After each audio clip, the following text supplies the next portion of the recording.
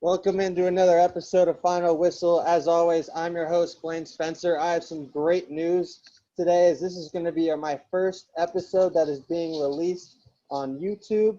I'm going to be posting that later today. With me today, I have Joe Papandrea as my guest co-host, a.k.a. who I call Joey Paps. Paps, how are we doing today, sir? Doing good, Blaine. Doing good out here on the East Coast. I know you're on the West Coast, so thanks for having me. Different time zone here. It's a 5 to 2 on my end, so a little later in the afternoon. Yeah, it's not even. It's just about to be 11 here. A little West Coast, East Coast vibe to start the day, and we're going to talk to you a little bit about sports. Recap this past weekend's NFL. Go into some UFC 254 with Khabib Nurmagomedov retiring, as well as holding his belt, and then we're going to also touch on Game 6 of the World Series. The Los Angeles Dodgers have a chance to close out tonight against the Tampa Bay Rays. So without further ado, welcome into Final Whistle at Blaine Spencer and Joey Paps for this week's episode. So let's touch up some NFL. Paps, I know you've been doing a little bit of research this weekend. We both have our jerseys on today, repping. We got the Justin Herbert jersey for Paps. I got the old school New Orleans Saints Reggie Bush, trying to bring out our youth right now at this moment. We got a rookie and a big time all-time on the other side on the West Coast. Collegiate great. Still and a soon to be great. Yeah, exactly. And a soon to be great. Soon to be great. He's ascending right now. But we're going to start off with today the Green Bay Packers against the Houston Texans. Green Bay absolutely demolished Houston this past Sunday, 35-20. Aaron Rodgers, he made that Tampa Bay game look like a fluke last week. He went 23 of 34, 283, 4 touchdowns. Houston was never in the game. It was never really competitive, to be completely honest. Houston got some late touchdowns to try and make the score look more competitive than it really was. Paps, I know you're a Houston fan yourself. I know it's been a rough year for us. Give me a little analysis from what you've seen from a fan perspective here.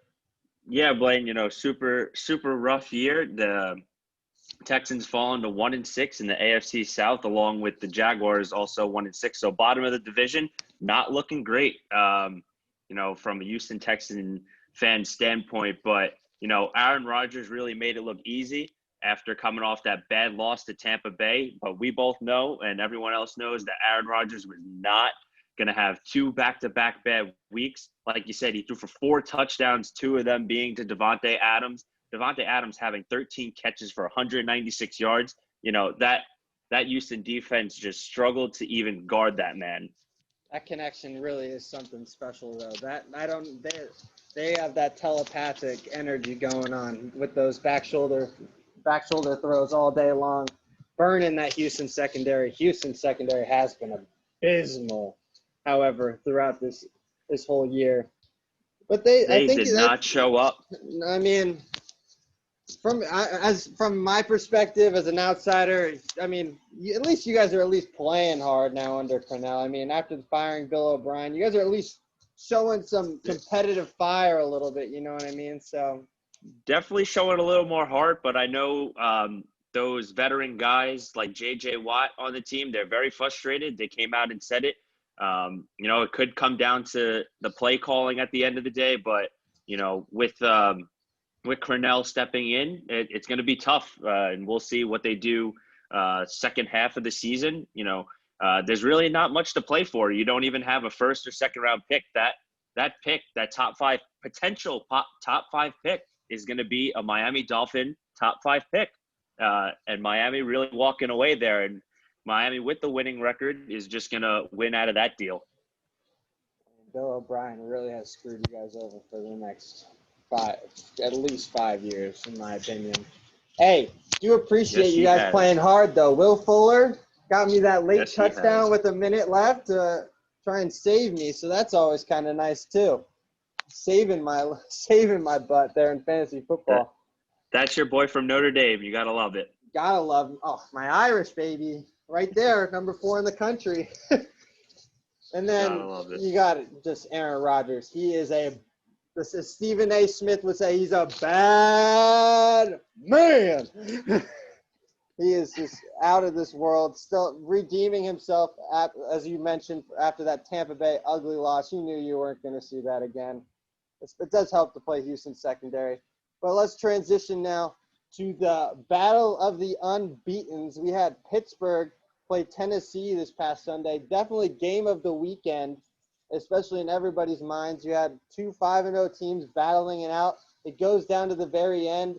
Steelers win 27-24. The mystery that is Steven Kostowski at the moment for the Tennessee special teams is on full display. Missed a game-tying field goal to try and force overtime, and in my opinion, Tennessee probably wins that game. They had all the momentum. Roethlisberger was throwing a couple picks late. But you can say nothing more about that Pittsburgh defense. The steel curtain is back defensively. Held Derrick Henry under 100 yards, which is a miracle in itself, and they were absolutely dominant on the defensive side. Tennessee made that late run. Again, if it probably gets into overtime, they win. Steven Kostowski has been hurting those Titans. Luckily, it finally came up to bite them this past week. Paps, what'd you think? I know you were watching that game too, so what do you have here? Yeah, they're struggling on that side of the ball, and Steven Gostkowski not kicking that field goal to send them into overtime. With as great as the Titans have been playing, that really hurts. And Big Ben's expression really showed it at the end of the game, and you even saw it on his face. He said, "Wow, he really missed that." But Steelers, really got lucky to be still undefeated. Big Ben having a huge first half, but absolutely looked, I would say, awful in the second half. Definitely out of sorts. Offense wasn't clicking, and I think he just tired out his defense. He put the defense back on the field more times than they should have been on there, and the Titans almost were able to close that gap late in the game. But I'd say the Steelers very lucky to still be the only undefeated team in the NFL. Yeah, definitely. As the game transitioned on, you saw how the defense started to finally get pushed around a little bit. Tannehill hit that big play to A.J. Brown early in the third, and you started to see the momentum start to swing there. So definitely a unique component of how the game was going. Kostowski ended up making a field goal from 50 out to force it to a 10-point game, then the Derrick Henry touchdown. And you thought with 10 minutes to go, if Pittsburgh doesn't figure anything out, this game's a wrap in Nashville, and the Titans are going to be 6-0. Everyone's going to be raving about how great this team is. But their defense has been very suspect in itself, giving up. I believe they're down 24-7 at the half. I know you guys, Houston played them the other week, and they put up almost a 40 spot on them. That defense has been very susceptible if they're not creating turnovers. They're a very turnover-prone defense, a very bend-but-don't-break defense, giving up lots of yards. So that's a definite issue for Mike Vrabel's squad going forward. They got to figure out how to start getting shorter series and not relying so much on the turnover. Yeah, Tennessee, the defense is struggling, but I don't think they have anything to worry about, especially in that AFC South. Colts don't look too great, and the other two teams, Houston Texans and Jacksonville Jaguars, I don't see them catching up anytime soon. So I think Titans are sitting pretty at the top of their division, and they're very lucky. Definitely sitting pretty. Still have a great chance to try and get that one seed, get that potential bye. Pittsburgh's got a brutal game this week against Baltimore. So it'll be a very interesting thing to look at. So next we're going to transition on to our last game of the morning window, where the Detroit Lions and the Atlanta Falcons. We just needed to get Atlanta a little press this week, because I know they're getting pressed for all the wrong reasons, and we're going to give them a little bit more for all the wrong reasons. Detroit won that game. I'm going to stop you for 2 seconds. I really think Atlanta might be worse than the New York Jets. Oh, stop it. Don't give me that. The New York Jets, I haven't seen a team that bad since the 0-16 Lions, and I said it on my last episode. I take the 0-16 Lions over that Jets team at the moment. Dan Orlovsky would love me. At Dan Orlovsky 7. He knows. The Falcons team has had tons of leads, giving up late games and giving away games. At least the Jets not having a win, at least compete. Well, Atlanta could easily have 3 or 4 wins already on the year if they learned how to close out a game. What, the Cowboys choke, the Bears choke, last week's choke. I think that's 3 games now. That puts them at what? What's their record? I think they're 1-5, 1-6. 1-6. You flip that over, 4-3. Easily should be 4-3. Easily should be 4-3. Like I said, might be worse than the Jets. That's up for debate at another time. Oh, don't get me started up in New York Jets. I know, but still, if you guys didn't see the game, Atlanta's driving. All they needed was a field goal. They're up 16. They're down 16-14. They got the ball deep in Detroit territory. Todd Gurley goes up the middle. Detroit makes it look like they're going to tackle him. Let's go at the last second when he gets close to the goal line. Gurley cannot stop his momentum. It carries him into the end zone. You know damn well that $500,000, if he scores 13 touchdowns, was playing in his head, that little bonus of $500,000. So he falls in, scores, leaves roughly 1:10 on the clock. And Matt Stafford is always known in his career as a comeback artist. Takes them down the field, scores a touchdown with zeros on the clock to a wide open TJ Hawkinson, which made absolutely no sense how he got that open. Matt Prater ends up hitting the game-winning extra point. And I think as I said it, we said this in our pre-meeting here. We're passing the torch that the Atlanta Falcons out-Lions the Lions this week. The Lions, known for the past 5 to 10 years of finding ways to lose. The Atlanta Falcons have probably done more than that this year than the Lions did in this past decade. So absolutely horrible. Pat, I know you wanted to go on a little bit of a rant here, so by all means, take it away. Man, I don't even know where to start. Just horrible coaching on the offensive side. All you got to do, get down to maybe the 1, and I think that's just a great job by the Detroit Lions, just letting Gurley walk his way in. Looked like what you said was going to be a tackle, but I think they just let him go, and that full momentum about 2:30 going forward. Yeah. There's no stopping that, and he just makes the mistake and falls in, and he crosses the goal line by the game's over. Half an inch. The game was over. The kicker had a 19-yard field goal if he falls down to win the game.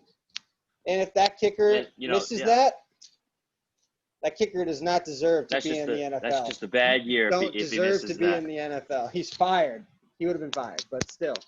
Just Falcons finding ways to lose. Just finding ways to lose. It's absolutely ridiculous. To give Matthew Stafford, a veteran quarterback, a little over a minute to work with, there's no question that's a lock and a game winner, especially against the struggling Atlanta Falcons. Oh, absolutely. But you have to the Lions had to make he made a couple of ridiculous throws on that drive just to give him a chance at the end there. That throw to Galladay over the top, absurd. They had to make plays, but at this point, the Atlanta Falcons are known. If they're not up 4 touchdowns, everyone thinks they're losing that game.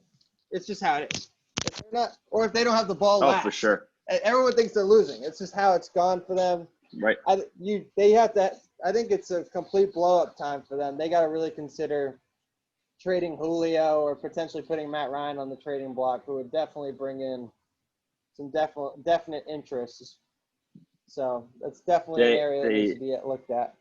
They definitely have some work to do, and they're sitting at the bottom of that division, and it's all the 3 teams in front of them, especially with Tom Brady leading the Tampa Bay Bucks, which I know you wanted to get into as well.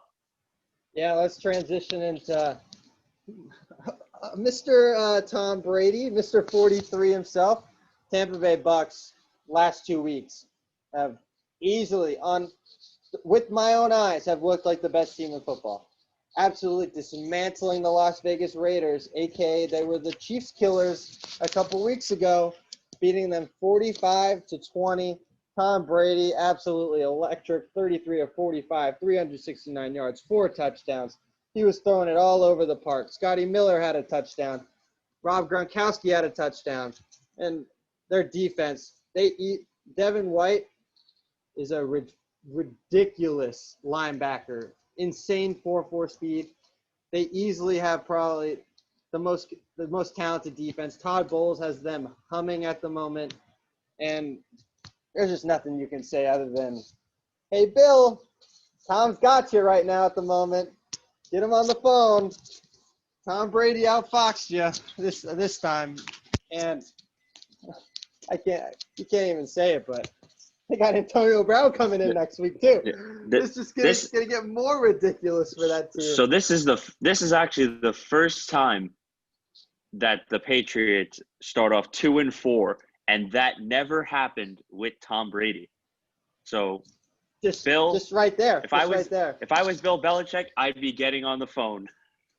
Oh, we're not going to talk about that game much, but having Garoppolo come back in and he didn't play well, but have his team smack you like that. But yeah, Tampa Bay, nothing you can say here than they're ascending. They basically have a bye this week. They get the Giants. It's not on Monday Night Football. I don't know how Monday Night Football agreed to have them on TV. It's probably only because Tom Brady's playing, but still. Tom Brady will easily throw for another 4 touchdowns. So you could take the over in that one easily. Major hit on the over. Easy. But Blaine, I had some notable stats here that I wanted to just hit on that. You know, Brady was really spreading the ball across the field using all his weapons. Scotty Miller, like you had mentioned, who he targeted 9 times along with Chris Godwin 9 times. Rob Gronkowski 8 times. All 3, like you had mentioned, had scored.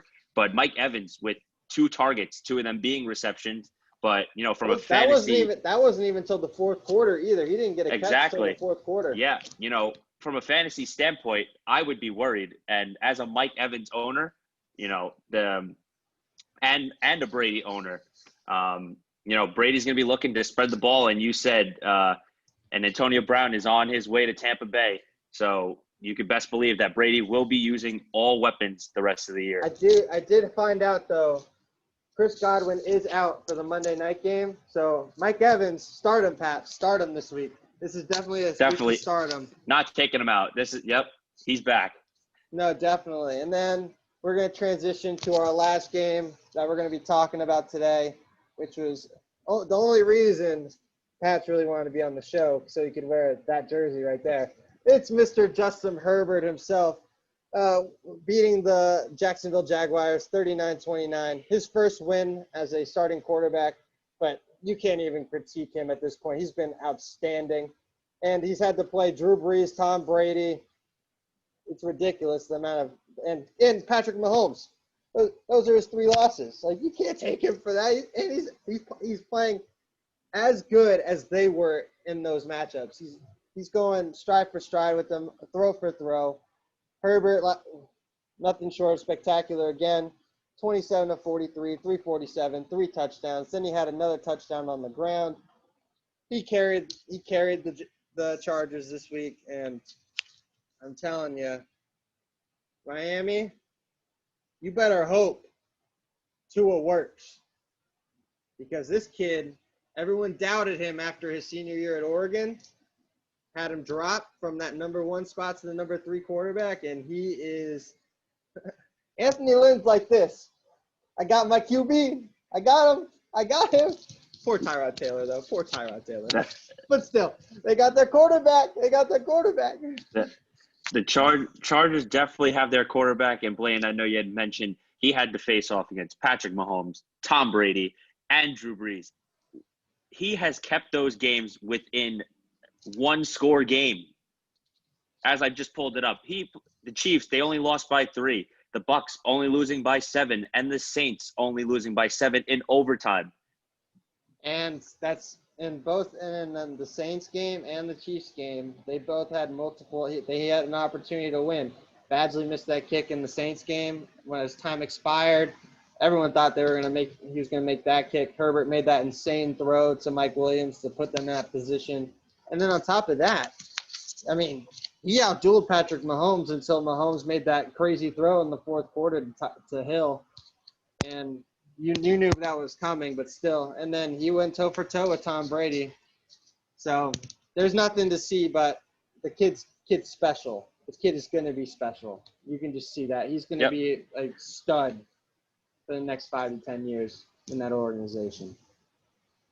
Expect big things and a bright future from that young man. Oh, without a doubt. And Jacksonville, we're not going to talk about Jacksonville. They should be tanking for Trevor. Minshew is a complete bridge quarterback. I mean, honestly, just looking at football in general, you have at least probably 10 teams. If they have the number one pick, they're taking Trevor Lawrence. So, and it's warranted. He's definitely the best quarterback coming out since Andrew Luck. So, all right, I know. Usually I do my lock it in segment on Fridays. Paps is here on this Tuesday, so he wanted to do a segment called Early Picks of the Week. So, Paps, I'm going to give you a couple games that you said you wanted to give out for the next week. By all means, take it away, and I'll give a little insight from what you're looking at.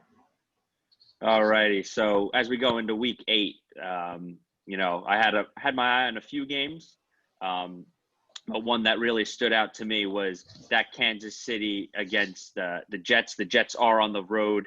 Jets still winless this year, but I really think Patrick Mahomes coming off a week with just one passing touchdown, you could definitely see Patrick Mahomes being Patrick Mahomes and doing Patrick Mahomes things against the Jets. Horrible, absolutely awful defense. So I would lock the Chiefs in, covering the spread. I think it opened up. It's 19 and a half. 19 and a half. You think they're going to win by at least 3 scores? At home, yes. Hey, revenge game too for Le'Veon Bell. I'm telling you right now, book Le'Veon Bell this week. He's scoring a touchdown. They're going to make sure he scores a touchdown against the Jets. I love it. All right, another one. I'm going to take Green Bay. Green Bay is at home against Minnesota. Minnesota, a very streaky team. Believe that spread there was only 3.5, but Aaron Rodgers being Aaron Rodgers. 6.5. 6.5. 6.5. You still like Green Bay there at 6.5? It's high. Still Minnesota like it. Minnesota is really bad this year. They've already traded everybody away too. Exactly. And like we had said, that Aaron Rodgers, Devontae Adams connection, I don't think anyone will be stopping that as long as both of them do stay healthy. Without a doubt. Another solid pick there. All right, what do you got? How many more you got? 1 or 2? We got one more. I'm looking at this this game here, Seattle and San Fran. San Fran on the road against Seattle. Russell Wilson, great week. I know we didn't touch much on that game, but Russell Wilson is going to be looking to redeem himself, especially after throwing 3 interceptions in that game. Three big touchdowns in that game, but those interceptions definitely hurt his MVP running. And Tom Brady moves up, as we talked about the notable stats there for Tom Brady. But I would be going with Seattle at home against also a very streaky San Francisco team. Big win against New England, but still a very streaky and unhealthy San Francisco 49er team. I agree there. San Francisco is trying to figure out still who they are. I mean, the NFC West, though, I think all 4 teams have a great shot of potentially making the playoffs. They might have all 4 get in with that extra playoff spot going into effect this year. So that's definitely something to look at in that regard. So it is Tuesday. So usually I do give my Thursday night football pick. I think Paps wants to give his Thursday night football pick as well. I'm going to give you a couple things to look for. So this Thursday night football, we have the our Atlanta Falcons, against the Carolina Panthers. Right now, the spread opened up at -2.5 for Carolina. I'd love that at the moment. Take the money, take Carolina by a field goal. They played really well last week against New Orleans, only lost by 3. Teddy Bridgewater has a really good understanding of the offense, and then I just don't trust Atlanta, if I'm being completely honest. So that would be my Thursday night selection. And Take Carolina at -2.5. Lock it in. There's probably some really good player props in there as well to get your hands on. I would definitely lock that in at 2.5, especially that it is possible that Christian McCaffrey will be making his return, depending on how his practices go this week. And if he does come back, that spread will jump. So hop on that 2.5 now. So 2.5. So that's really good, especially for a home team getting only 2.5 at home. So those are our Thursday night football picks. We're going to transition now to a little bit of history that happened this past weekend. We had UFC 254 where Khabib Nurmagomedov won in the second round submission over Justin Gaethje. He went up to 29-0. Surprisingly, he also announced his retirement immediately after, sending love out to his parents, respecting his mother's wishes, and saying that he's not going to fight anymore, especially after the loss of his dad over this quarantine time period while he was training for this Gaethje fight. The first round opened up really solid. Nurmagomedov actually stood up a lot and boxed with Gaethje for most of that first round. He ended up trying to get that one takedown attempt that didn't end up working. And then second round, Gaethje actually also landed a couple of really good blows in that first round as well. Very even. Nurmagomedov still won that round 10-9. Then going into the second round, Nurmagomedov went for the takedown, got the takedown.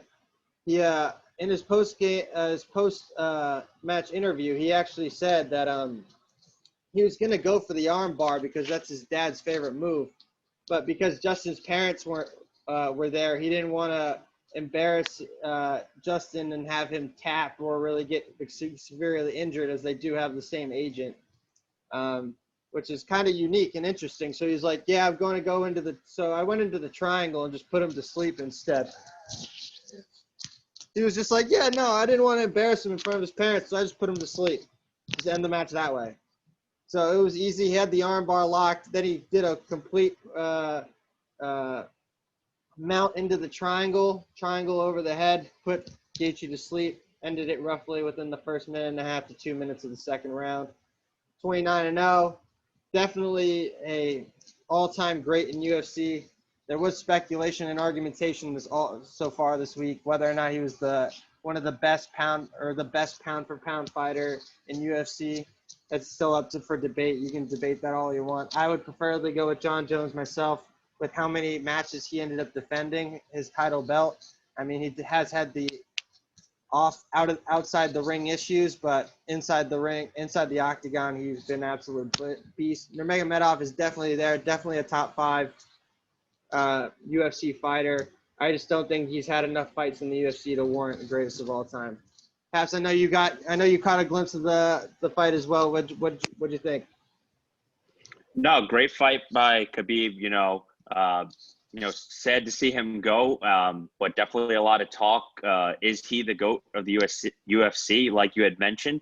I did do a little research up on that, but John Jones, that one loss was a disqualification for an illegal elbow strike. So, when you talk about that one loss, it's an asterisk. Yeah, it's literally an asterisk. Yeah, exactly. And, with John Jones fans, they put a 0 next to that 26. So, also defending the title and having the most fight wins in UFC history with most title fight wins with 14. But also a very notable UFC top 5 would also be George St. Pierre, who retire with 20 wins and just 2 losses as well. And that was the fight Khabib wanted if he was going to go for 30-0. He wanted St. Pierre in that title a title fight, see if he would come out maybe and try and beat him. That was the only fight he was willing to even speculate about doing next, which was very unique for me. Now it's gonna be questioned.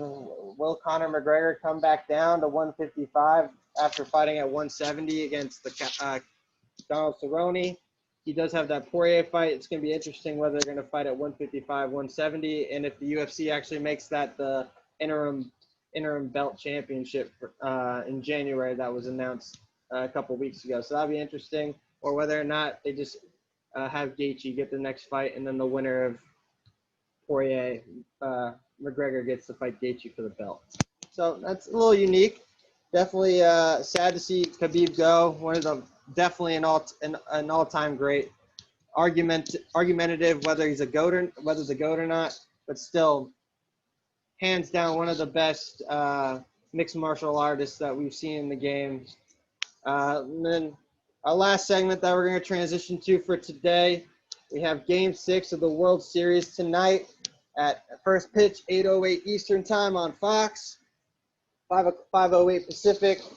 Had to get the West Coast time in there because of myself, so I remember to watch it. We have, for the Rays, I believe Blake Snell's on the hill for Tampa after losing Game 5 this past weekend. We're going to recap these past 2 games because we didn't get to talk about them. Game 5 went to the Dodgers, Game 3 went to the Dodgers, and Game 4 went to the Rays. Where the Dodgers should have won Game 4 of this series should actually already be over if I was Tampa Bay, but now you get a chance. You get Blake Snell tonight, and if you force Game 7, you get Charlie Morton tomorrow. And with those 2 starting pitchers, you have a chance.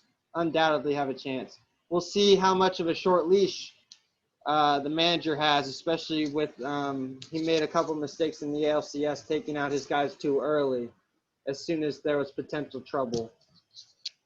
So we'll see how that goes. I do want to mention the Game 4 ending just because of how bizarre it was. I know Paps wanted to address how weird of an ending it was with the base hit and then the center fielder making the error. Then he tried to force the issue, trying to make a play for there was runners on first and second.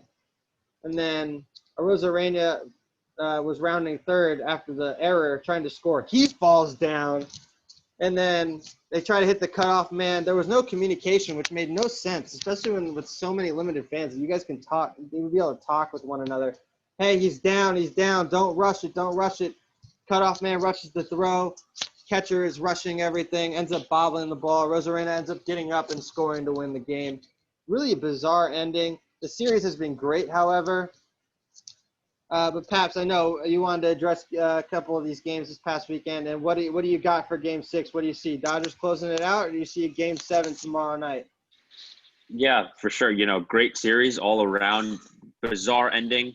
That last game, like you had mentioned, I just think that really says how the Dodgers' past World Series have gone. Nothing has come easy for them. I don't even know how many of World Series have they been in the past 5 years. I think this is the even third playoffs. Right. And they, both teams looking for a first World Series in a very long time. The Rays looking for their first since not making an appearance since 2008 against Philly.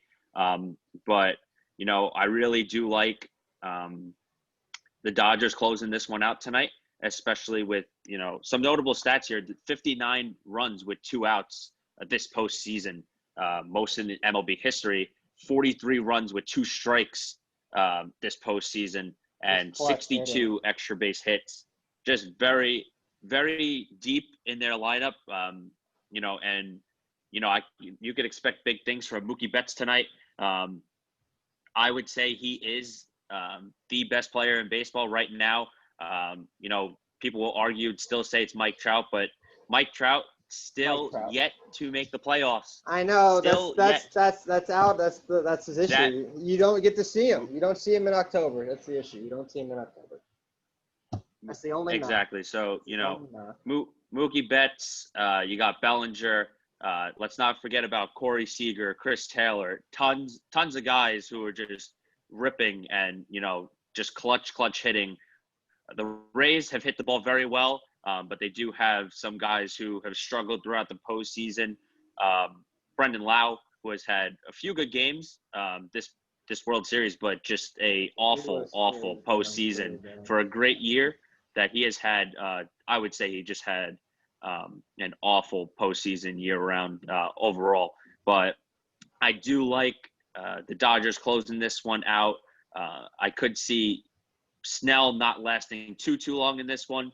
I think they're going to use all the arms they could get to try and force a Game 7. Their bullpen's been blowing it for them, though. Their bullpen has been the issue. It's not been their starting pitching other than the Game 3 start by Morton. That's what I don't get. You guys have – once it gets to the ALCS, NLCS, World Series, you give your starting pitchers such an early hook. And especially for Tampa, they're the reason you're there. It's your starting pitching. You have 3 legit number ones in your rotation. 3 legit number ones with Glasnow, Snell, and Morton. You have 3 legit ones, and you still place emphasis on needing to end up doing early hooks, and it backfired in the Houston series, where they ended up blowing 3 in a row and had a realistic chance of losing that too in Game 7. So I don't know. I mean, I've had Tampa winning the World Series in 6. I mean, I'm riding them. I'm gonna have to go Tampa in 7 now. I'm riding my pick that I took Tampa to win it all. I'm staying by my word. You can come at me on social media. I don't care. I'm taking them. I think Snell will play well tonight. He only pitched 80. He only had roughly 80 to 88 pitches in the Game 2 start. So I feel like he's going to be allowed to go at least 6. So I think he'll give 6 or 7 innings of solid pitching. And they couldn't hit him in Game 2. So other than for a couple home runs that happened in the 5th, but the long ball will be the deciding factor of this game. Not a doubt. So I'm still gonna take Tampa. I mean, I already got my pick wrong, but Tampa in 7 now. Just add a game. I just think the Dodgers have just been so acute that pressure of trying to finally close one out where they haven't been able to, it's gonna get to them at some point tonight. And I think that'll backfire on them. I think Betts will be a stud tonight. I think X factor is completely Cody Bellinger. How he plays if he plays well, it's over tonight, or the series is over. Dodgers will win in Game 6 or Game 7. He struggles, completely different series.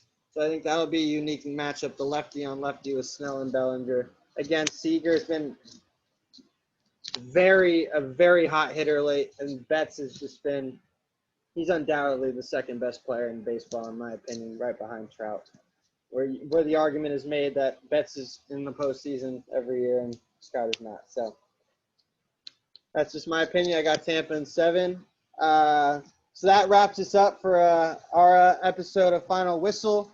I want to thank Joe Papandrea for taking the time to join me as my co-host today. It was a pleasure. Again, watch out for our episode that's going to be debuting today. It's going to be the first debut episode on YouTube, our new YouTube channel. I will be posting that on different platforms as well.